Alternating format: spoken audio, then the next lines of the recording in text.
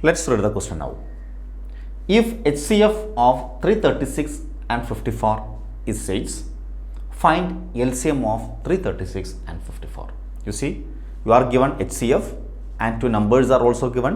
You have to find out LCM. You know the relationship between HCF, LCM and the product of two numbers.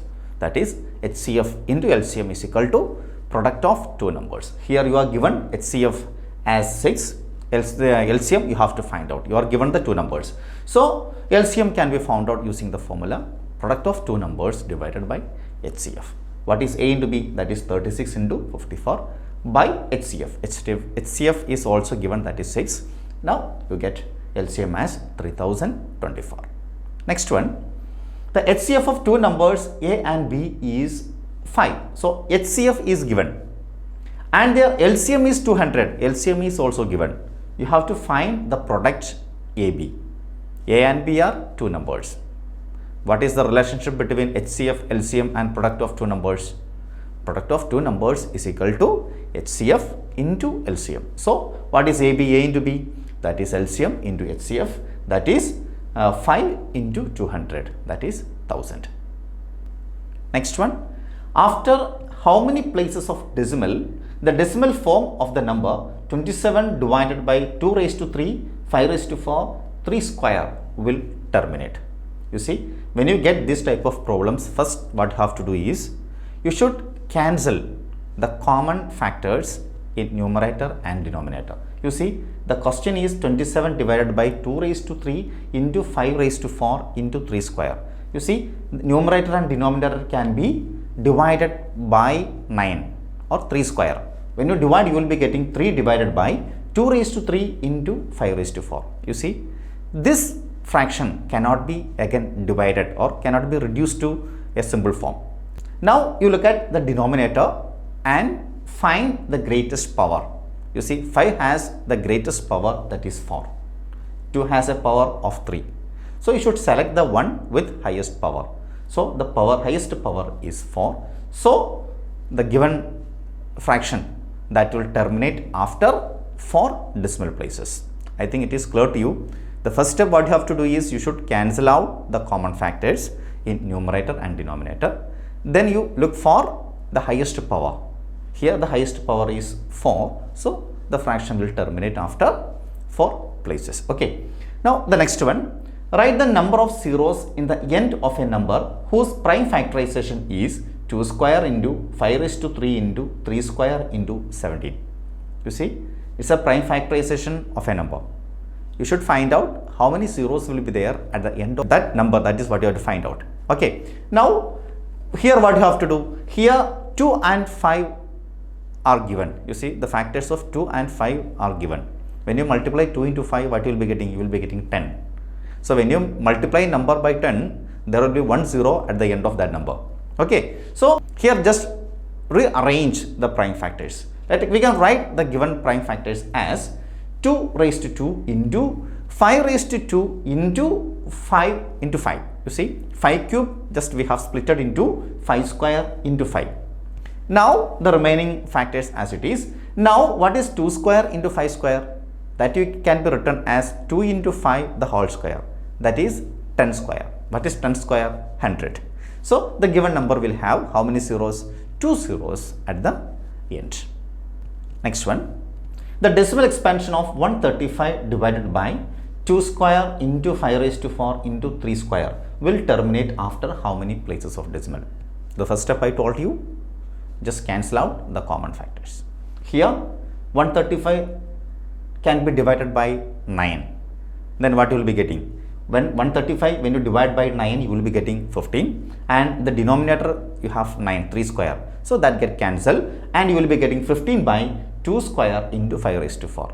Now you see, 15 is a factor of 5. So that 15 and 5 raised to 4, that can be again divided by 5. Then you will be getting 3 divided by 2 square into 5 raised to 3. You see, that is the simplest form. Now what is the largest exponent or power of the denominator? That is 3, that is 5 raised to 3. So the given decimal expansion will terminate after 3 places. Okay, after 3 places it will terminate. This is very important, and this type of questions will be there for your board examination. It's a sure question. Okay. Now the next one, if the HCF of two numbers is 1, then what are the two numbers called? You know that they are called coprimes. Why? Because coprime, if you take two coprimes, they have only 1 as common factor. Okay. So if the HCF of two numbers is 1, then those two numbers are called coprimes. Next one, the exponent of 2 in the prime factorization of 144 is dash. You have to find the exponent of 2, that's the power you have to find out. So what you have to do? Just start factorizing 144. When you factorize 44, you can divide by 2, you will be getting 72 by 2, 36 by 2, 18 by 2, you will be getting 9. So 9, when you divide, you can divide by 3, then you will be getting 3 into 3. But the question is, the exponent of 2 in the prime factorization of 144. So how can you write 144? 144 can be written as 2 raised to 4 into 9. So what's the power of 2? Exponent of 2? That is 4. So the answer is 4. Next one, the HCF of 135 and 225 is dash. You have to find the HCF of 135 and 225. Let us divide throughout by 5. You will be getting 27 and 45. You can divide that by 3 again. You will be getting 9 and 15. You can divide again by 3. You will be getting 3, 5. So what is HCF? HCF is 5 into 3 into 3. That is 45. What will be the LCM here? Usually students get confused. HCF means here 5 into 3 into 3. But LCM is 5 into 3 into 3 into 3 into 5. Is it clear? That is LCM. Now you have to find out here HCF, highest common factor. So that is 5 into 3 into 3, that is 45. Next one, which of the following rational numbers is expressible as a terminating decimal? You know the condition for terminating decimal. Its denominator should be of the form 2 raised to m into 5 raised to n. So you are given 124 by 165, 131 by 30, 2027 by 625, 1625 by 462. What you have to do here? You have to prime factorize the denominator. Let us do that. When you prime factorize 165, you will be getting 5 into 3 into 11. You see the denominator 165 here cannot be expressed in the form 2 raised to m into 5 raised to n. So it is not terminating. The second one, 30. When you divide or when you prime factorize, you will be getting 2 into 3 into 5. There 3 is there, so it is not possible. Third one, 625. When you prime factorize, you will be getting only 5 as factor. The last one, 462. When you prime factorize, you get 2, 3, 7 and 11. So out of these 4, whose decimal expansion will terminate? That's the question. So can you tell me what is the answer? The answer is the third one. Why? Because 625 can be expressed as 2 raised to 0 into 5 raised to 4. Clear? So the answer to this question is C. Next question, what is the largest number that divides 245 and 1029, leaving remainder 5 in each case? In such questions, what you have to do? What is the remainder here given? 5. That you have to subtract from the number. Okay. So when you subtract 5 from 245, you will be getting 240. When you subtract 5 from 1029, you will be getting 1024. And what you have to do? And you have to find the HCF of these numbers. Okay. Now let us find out the HCF of 240 and 1024. You will be getting the answer as 2 into 2 into 2 into 2. What is that answer? That is 16. So here HCF is 16.